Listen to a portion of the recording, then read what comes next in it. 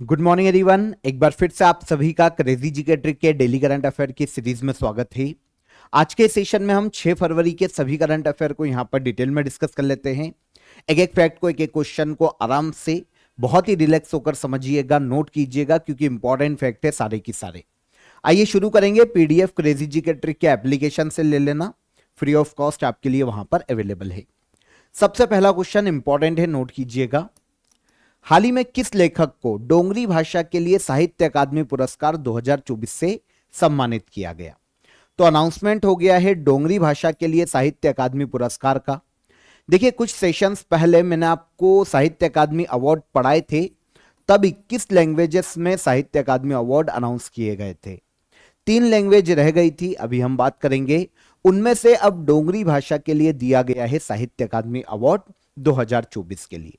नाम से आपको समझ में आ जाएगा, साहित्य अकादमी अवार्ड साहित्य के लिए साहित्यकारों को दिए जाते हैं। इंडियन कॉन्स्टिट्यूशन का अगर आप अनुसूची 8 देखते हैं तो आपको पता चलेगा ऑफिशियल लैंग्वेज के बारे में। 22 ऑफिशियल लैंग्वेज है। उन 22 ऑफिशियल लैंग्वेज और इसके अलावा इंग्लिश और राजस्थानी, इनको मिलाकर 24 भाषाओं में दिए जाते हैं साहित्य अकादमी अवार्ड हर साल। 21 लैंग्वेजेस में अनाउंस किए जा चुके थे पहले ही 2024 के लिए। अब दिया गया है डोंगरी भाषा के लिए। हम सबकी बात करेंगे। तो डोंगरी भाषा के लिए साहित्य अकादमी अवार्ड अनाउंस किया गया है चमन अरोड़ा को।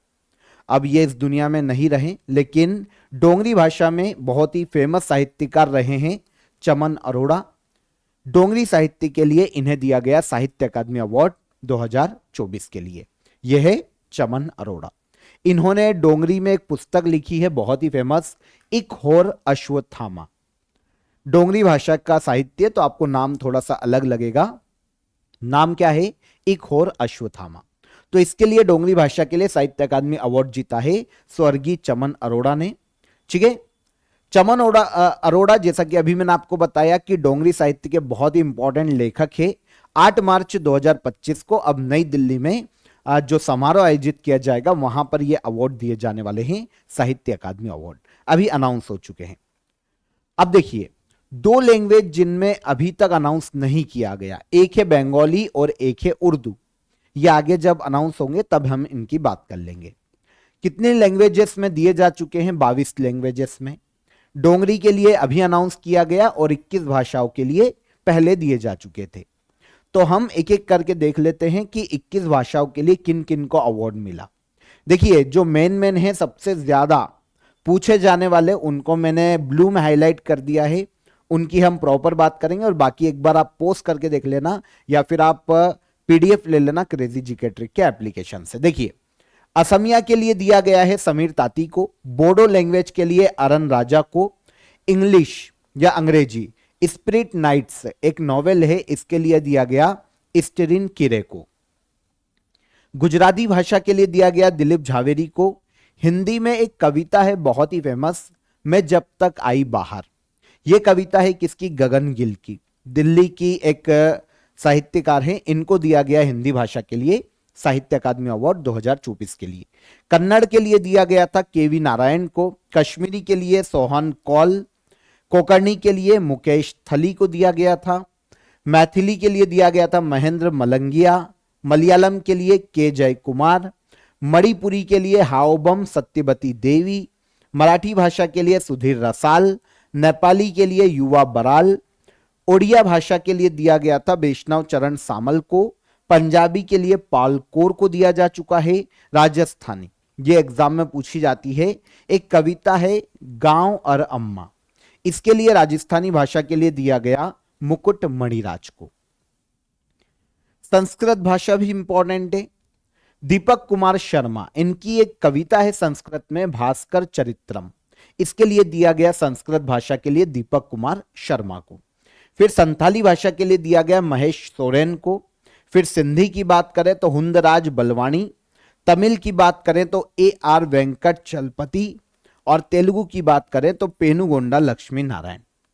तो पॉज करके या तो आप देख लीजिएगा या पीडीएफ में एक बार पढ़ लीजिएगा। पीडीएफ आपके लिए क्रेजी जीके ट्रिक एप्लीकेशन पर मिल जाएगी।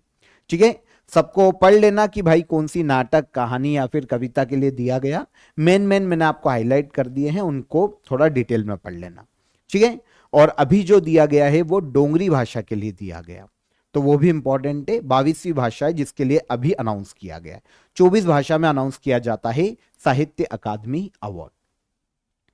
सबसे पहली बार शुरुआत की गई थी 1955 में। किसी भी उपन्यास, लघु कथा, कविता, निबंध, किसी भी नाटक, इनको दिया जा सकता है अलग अलग कैटेगरीज में।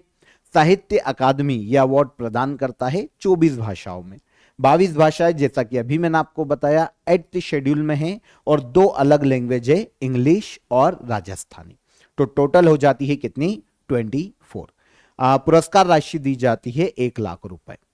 प्रदान कौन करता है? साहित्य अकादमी। आगे, हाल ही में कौन सा देश पहला देश बना है जिसने AI generated child abuse content को अपराध घोषित किया है? तो देखिए, एआई के माध्यम से नॉर्मली चाइल्ड पोर्नोग्राफी को बढ़ावा देना है ना, चाइल्ड सेक्सुअल कंटेंट को बढ़ावा देना, इसको अपराध की श्रेणी में रखने वाला देश बना है यूनाइटेड किंगडम। एआई से आपको पता है किसी का भी फेस चिपका दिया जा रहा है, कोई भी एआई जनरेटेड इमेज या फिर वीडियो बना लिए जा रहे, तो अगर कोई सेक्सुअल कंटेंट है स्पेशली बच्चों से संबंधित, तो इसको अपराध घोषित किया है यूनाइटेड किंगडम ने। अभी तक इंडिया में भी वैसे तो अपराध ही है, लेकिन इंडिया में अभी तक कोई सख्त कानून नहीं आया इसके लिए, ठीक है। यूनाइटेड किंगडम ने एक नया कानून लेकर आए हैं, ये AI generated child sexual abuse material को इन्होंने अपराध की श्रेणी में रखा है। एआई जनरेटेड, अगर हम चाइल्ड सेक्सुअल एब्यूज मटेरियल की बात करें, तो जैसा कि अभी मैंने आपको बताया, कोई भी इमेज या वीडियो एआई के माध्यम से बहुत इजी क्रिएट हो जाते हैं। तो अगर कोई उनको बनाता हुआ पाया जाता है, किसी के पास रखा है, तो वो उन सब दोषी करार दिए जाएंगे और सबको अकॉर्डिंग टू लॉ सजा दी जाएगी, ठीक है। रिपोर्ट कहती है चाइल्ड सेक्सुअल एब्यूज कंटेंट या मटेरियल के मामले में कि भैया 2023 में से 2024 में अगर हम 1 साल का ईयर देखें ना, तो एआई जनरेटेड जो चाइल्ड सेक्सुअल एब्यूज मटेरियल है उसमें 380% की वृद्धि हुई है। यह कहीं ना कहीं हमारे समाज को एक गलत दिशा में लेके जा रहा है, और जो बच्चों पर जो अपराध बढ़ते जा रहे हैं उसका एक कारण भी बन रहा है। 2023 में केवल 51 मामले थे, लेकिन 2024 में इनकी संख्या कितनी हो गई है? 245। तो यूनाइटेड किंगडम ने अब जो नया कानून बनाया, अगर कोई भी चाइल्ड सेक्सुअल एब्यूज मटेरियल बनाता है एआई के माध्यम से, रखता है, फैलाता है इधर उधर किसी भी सोशल नेटवर्किंग साइट के माध्यम से, तो 5 साल तक की सजा हो सकती है। अगर कोई फर्म या फिर वेबसाइट है तो वो बंद हो जाएगी, और उसका जो ऑपरेटर है उसको 10 साल तक की सजा का प्रावधान है। इंडिया की बात करते हैं। इंडिया में जो एआई है उसको लेकर अभी तक कोई भी स्पेसिफिक लॉ नहीं बनाया गया। अभी तक एक लॉ चलता है वैसे एआई के लिए, digital personal data protection act. तो अभी तक इसी के अकॉर्डिंग रेगुलेट किया जाता है इंडिया में एआई से संबंधित किसी भी क्राइम को। तो जो चाइल्ड सेक्सुअल एब्यूज मटेरियल है उसको भी कहीं ना कहीं इसी के तहत रजिस्टर किया जाता है। अलग से इंडिया में कोई प्रावधान नहीं। लेकिन अभी कानूनी रूप से किसने इलीगल या अपराध घोषित किया है, वो देश कौन? तो वो हो जाता है यूनाइटेड किंगडम। तो याद रखिएगा, ये क्वेश्चन पूछा जा सकता है, इंपॉर्टेंट क्वेश्चन है। आगे बढ़ने से पहले आपको ऑफर ऑफ द डे बता देता हूं। आप सभी के लिए Indian economy, specially civil services के जो स्टूडेंट हैं, जो किसी भी स्टेट पीएससी के एग्जाम की तैयारी कर रहे हैं, यूपीएससी एग्जाम की प्रिपरेशन कर रहे हैं, उन सभी के लिए बहुत ही डिटेल्ड सिविल सर्विस के एग्जाम के लिए इंडियन इकोनॉमी का कोर्स है। बायलिंगुअल आपको ये कोर्स देखने को मिलेगा, जहां पर आपको रिकॉर्डेड क्लासेस मिल जाएगी, स्टडी मटेरियल आपको टॉपिक वाइज मिल जाएगा, और साथ ही साथ आप मॉक टेस्ट भी यहां पर लगा पाएंगे। तो आपको इसके लिंक मैं डिस्क्रिप्शन में दे देता हूं, आप इसे ज्वाइन कर सकते हैं काफी नॉमिनल चार्जेस में। अवेल कर लीजिए लिंक पर क्लिक करके, और कोई भी डाउट है, कोई भी हर्डल है, तो नीचे हेल्पलाइन नंबर पर कॉल कीजिए, व्हाट्सअप कर दीजिए, आपकी क्वेरी वहां पर सॉल्व हो जाएगी। और चेकआउट कीजिए क्रेजी जीके ट्रिक और रूट एप्लीकेशन को, क्योंकि आपको फ्री डेली करंट अफेयर की पीडीएफ भी मिल जाएगी, काफी सारा फ्री स्टडी मटेरियल भी आपको वहां पर मिल जाता है, तो आप उसका फायदा उठाइए। चलिए आगे आ जाए। हाल ही में भारत का पहला व्हाइट टाइगर ब्रीडिंग सेंटर किस राज्य में मंजूर किया गया है? तो भारत का पहला व्हाइट टाइगर ब्रीडिंग सेंटर मंजूर किया गया है मध्य प्रदेश राज्य में। मध्य प्रदेश के रीवा जिले में, रीवा और सतना की बॉर्डर एरिया में एक व्हाइट टाइगर सफारी भी देखने को मिलती है मध्य प्रदेश में। मध्य प्रदेश की एकमात्र व्हाइट टाइगर सफारी है। इवन इतना ज्यादा इंपॉर्टेंट है कि पूरे वर्ल्ड में जो पहला व्हाइट टाइगर था ना, वो एमपी के रीवा में ही देखा गया था। तो इसीलिए अब व्हाइट टाइगर ब्रीडिंग सेंटर भी कहां पर स्थापित किया जा रहा है? मध्य प्रदेश के रीवा में, ताकि व्हाइट टाइगर को प्रोटेक्ट किया जा सके, उनका कंजर्वेशन किया जा सके, उनको संरक्षित किया जा सके। बहुत ही रेयर बोल सकते हैं हम प्रजाति है टाइगर की, जो कि बहुत ही कम देखने को मिलती है। विश्व के गिने चुने देश होंगे और उसमें भी इंडिया में केवल मध्य प्रदेश के रीवा और आसपास के क्षेत्रों में ही है। तो सेंट्रल जू अथॉरिटी ने इंडिया के पहले व्हाइट टाइगर ब्रीडिंग सेंटर को मंजूर किया है। एमपी के रीवा में इसे स्थापित किया जाएगा। सीधी सी बात है, एमपी में टूरिज्म को इससे बढ़ावा मिल जाएगा, वाइल्ड लाइफ टूरिज्म बढ़ेगा और यहाँ के जो स्थानीय लोग हैं उनमें भी रोजगार है ना, एम्प्लॉयमेंट बढ़ेगा। तो रीवा के गोविंदगढ़ में पहले से ही व्हाइट टाइगर सफारी है। एमपी का एकमात्र व्हाइट टाइगर टूरिज्म सेंटर देखने को मिलता है एमपी के रीवा में। और अब यहीं पर एमपी में देश का पहला व्हाइट टाइगर ब्रीडिंग सेंटर स्थापित किया गया है। देखिए ऐतिहासिक महत्व, जैसा कि अभी मैं आपको बता रहा था, रीवा में एक बघेल शासक थे जिनका नाम था महाराजा मार्तंड सिंह जुदेव। बघेलखंड का एरिया, यहां पर इनका शासन था।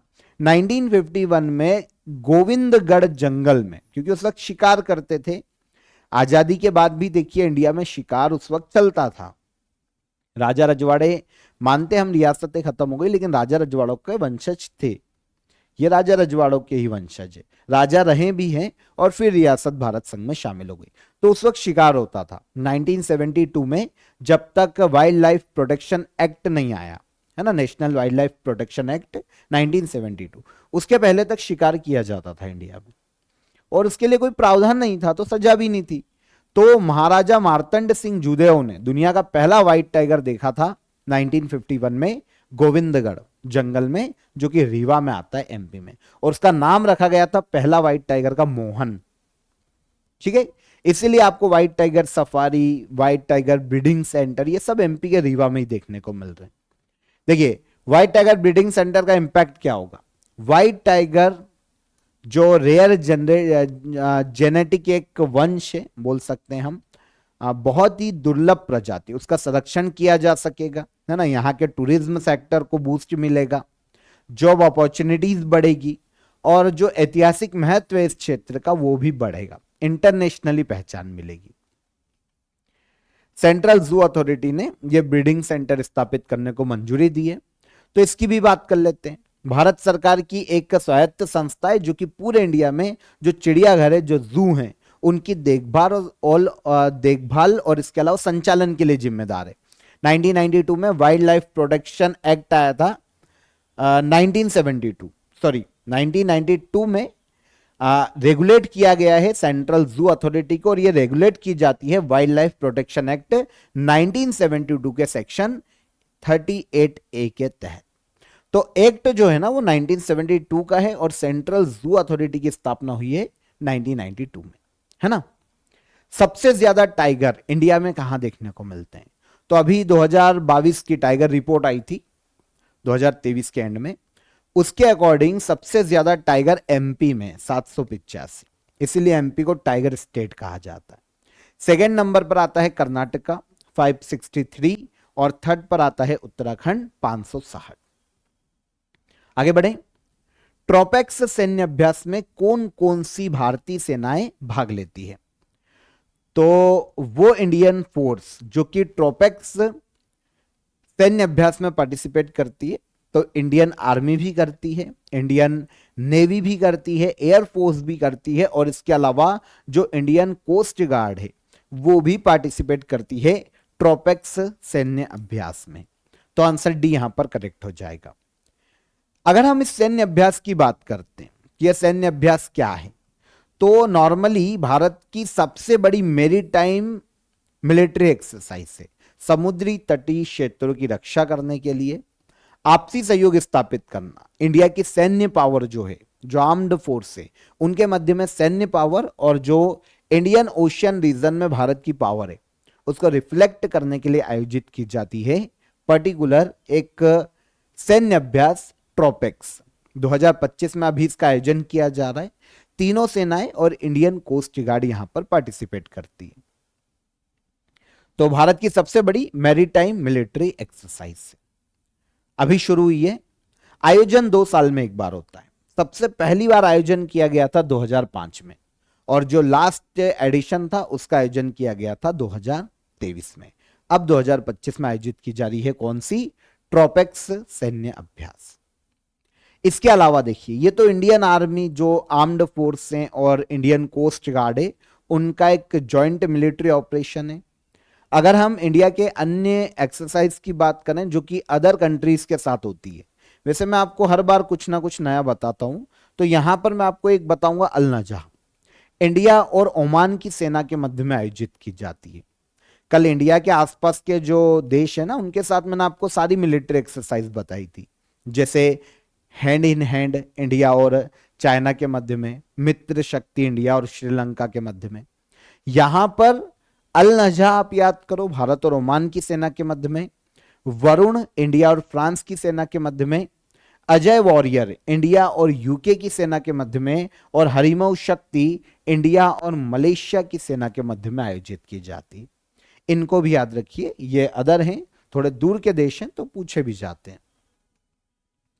वर्ष 2025 में इंटरनेशनल डेवलपमेंट वीक कब आयोजित किया जाएगा? कल मैंने आपको एक वीक बताया था, याद है आपको? इंटरनेशनल धर्म सौहार्द वीक के रूप में, है ना? तो वर्ल्ड के सभी धर्मों के मध्य में आपसी सम्मान की भावना विकसित करने के लिए वो जो वीक मैंने आपको कल बताया था वो था 1 से लेकर 7 फेब तक, याद है? आज यहां पर हम बात कर रहे हैं इंटरनेशनल डेवलपमेंट वीक की। ये वीक हर साल मनाया जाता है जो फरवरी का फर्स्ट फुल वीक होता है ना उस वीक में, और इस बार ये शुरू हुआ है 2 से लेकर 8 फेब तक। 2 से लेकर 8 फरवरी तक मनाया जा रहा है इंटरनेशनल डेवलपमेंट वीक 2025 में। तो जब भी पहला वीक फुल होगा तो यहां पे डेट आगे पीछे हो सकती है हर साल, और ऑब्वियस सी बात है होती होगी, पर पहला जो फुल वीक आएगा, पहला week full, okay, Sunday to Sunday फरवरी मंथ में, उस दिन मनाया जाएगा इंटरनेशनल डेवलपमेंट वीक। वैसे इसकी शुरुआत आपको पता है कनाडा के द्वारा की गई थी। कनाडा इंटरनेशनल डेवलपमेंट एजेंसी द्वारा इसे सबसे पहली बार प्रमोट किया गया था। कनाडा की भूमिका क्या है पूरे वर्ल्ड के डेवलपमेंट में, इस थीम पर आधारित होकर यह शुरू किया गया। लेकिन जो पूरा वर्ल्ड है ना, इसको सस्टेनेबल डेवलपमेंट गोल्स की दिशा में कार्य करने के लिए मनाता है। तो पूरा वर्ल्ड भी मनाता है इंटरनेशनल डेवलपमेंट वीक को, पूरे वर्ल्ड में सस्टेनेबल डेवलपमेंट गोल्स की दिशा में कार्य करने के लिए पूरे वर्ल्ड को प्रेरित करना, यह उद्देश्य है इस वीक को बनाए जाने का। इस साल 2 से लेकर 8 फेब तक इसे मनाया जा रहा है, ठीक है? सबसे पहली बार शुरुआत की गई थी इसकी 1998 में, कनाडा ने शुरुआत की थी, और फिर एक परंपरा के रूप से हर साल इसे मनाया जा रहा है 2 से लेकर 8 फरवरी इंटरनेशनल डेवलपमेंट वीक। आगे बढ़ेंगे। हाल ही में चर्चा में रहा स्पेयर एक्स क्या है? तो स्पेयर एक्स की बात करते हैं। तो स्पेयर एक्स नासा का अगला बड़ा अंतरिक्ष टेलीस्कोप है। स्पेस के अध्ययन के लिए, स्टडी के लिए नासा ने एक टेलीस्कोप विकसित किया है, नासा का अगला बड़ा अंतरिक्ष टेलीस्कोप, जिसे नाम दिया गया है स्पेयर एक्स। आंसर हो जाएगा आंसर बी। नासा फरवरी के एंड में 27 फरवरी 2025 को इसे लॉन्च करेगा टेलीस्कोप को। 488 मिलियन डॉलर का यहां पर बजट रखा गया है इस टेलीस्कोप के विकास के लिए। टेलीस्कोप की ऊंचाई 8.5 फीट तक रहेगी और चौड़ाई ऑलमोस्ट 10 फीट तक रहने वाली है। अच्छा, उद्देश्य क्या है? चौड़ाई और लंबाई तो पूछी नहीं जाएगी, पर स्पेयर एक्स, पहली चीज तो यह पता चले कि किसका अभियान है। तो स्पेयर एक्स मिशन नासा का है। एक बड़ा टेलीस्कोप विकसित किया गया है स्पेस के अध्ययन के लिए। ओके, ठीक है। उद्देश्य, पूरे यूनिवर्स के विकास, मिल्की वे गैलेक्सी का निर्माण कैसे हुआ है, यूनिवर्स का विकास कैसे हो रहा है, बिग बैंग के रहस्य को कैसे समझा जा सकता है, इन सभी पर अध्ययन करने के लिए इस टेलीस्कोप को स्थापित किया जा रहा है अंतरिक्ष में। स्पेयर एक्स 27 महीने तक स्पेस में रहने वाला है और हर रोज 600 इमेजेस ये क्लिक करेगा। 6 महीने में पूरे आकाश का एक डिटेल्ड नक्शा तैयार कर लेगा और 450 मिलियन से ज्यादा गैलेक्सीज की जो स्थिति है, जो लोकेशन है, उसको डिटेक्ट करेगा और उसका भी एक डिटेल्ड मैप तैयार करेगा।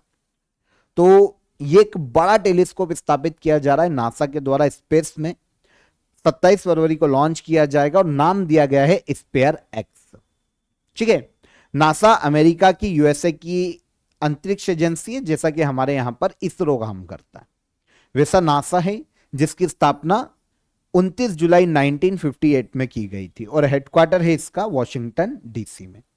अगर हम इसरो की बात करते तो बेंगलुरु कर्नाटक में हमें हेडक्वार्टर देखने को मिलता है इसरो का। यहां पर नासा का हेडक्वार्टर वॉशिंगटन डीसी में।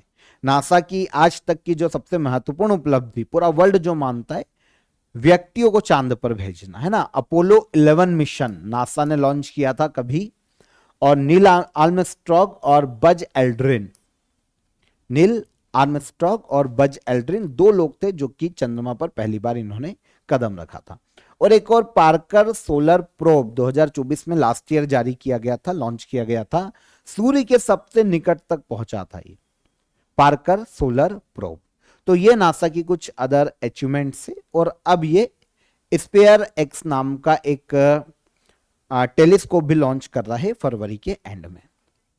हाल ही में गुजरात सरकार ने राज्य का पहला बायोडायवर्सिटी हेरिटेज साइट किस स्थान को घोषित किया? तो गुजरात सरकार ने राज्य का पहला बायोडायवर्सिटी हेरिटेज साइट घोषित किया है गुनेरी गांव के इनलैंड मैंग्रोव को। तो गुनेरी गांव अगर हम देखें तो ये कच्छ के रण में देखने को मिलता है गुजरात में। और यहां पर जो इनलैंड मैंग्रोव है, ये बायोडायवर्सिटी, जैव विविधता के लिए बहुत ही इंपॉर्टेंट है। जैव विविधता को बनाए रखने के लिए अपना योगदान देते हैं। काफी सारी स्पीशीज का ये उत्थान वाला स्थान माना जाता है। स्पीशीज के जो बोल सकते हैं उसका अस्तित्व बने रहने के लिए ये इनलैंड मैंग्रोव कच्छ के रण में बहुत ही इंपॉर्टेंट है। गुनेरी गांव का इनलैंड मैंग्रोव, ओके, इसे हाल ही में गुजरात सरकार ने बायोडायवर्सिटी हेरिटेज साइट के रूप में घोषित किया है। अब इससे होगा ये कि गुजरात सरकार जो स्टेट गवर्नमेंट है वो संरक्षण के लिए प्रॉपर काम कर पाएगी और यहां पर ध्यान दे पाएगी। तो गुजरात सरकार ने कच्छ जिले के गुनेरी गांव के इनलैंड मैंग्रोव को स्टेट का पहला जैव विविधता धरोहर स्थल घोषित किया है। अब यहां पर देखिए टूरिज्म को भी बढ़ावा मिलेगा, स्टेट गवर्नमेंट भी इसके संरक्षण के लिए ध्यान दे पाएगी और काफी सारे फायदे हैं।